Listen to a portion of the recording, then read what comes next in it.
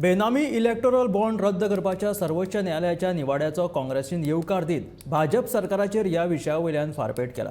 फाटल्या दारासावन भ्रष्टाचार करपा खातीर इलेक्टोरल बॉन्ड हे भाजपाचे साधन राविल्ले। सरकारी यंत्रणा वापरून इलेक्टोरल बॉन्डा वरवीं पयशे काडटाले। आता सर्वोच्च न्यायालयाच्या निकालाक लागून कोणे तरी इलेक्टोरल बॉन्डा वरवीं भाजपाक सरकारी यंत्रणेक भियोन पयशे दिल्यात हे उघड जातले अशें काँग्रेसीचो आमदार कार्लोस फेरेरान सांगले।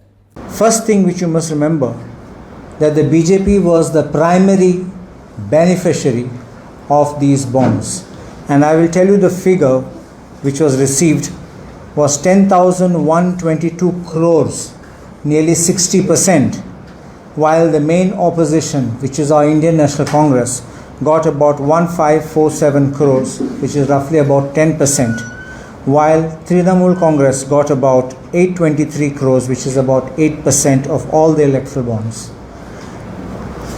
I say this is a very severe indictment because electoral bonds deals with money.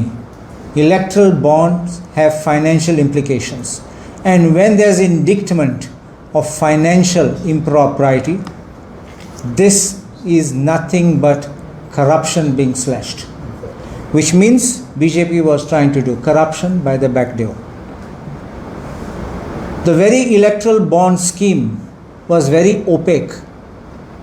People did not have the right to know who was contributing and what was the apprehension of everyone, and which the Supreme Court itself has acknowledged.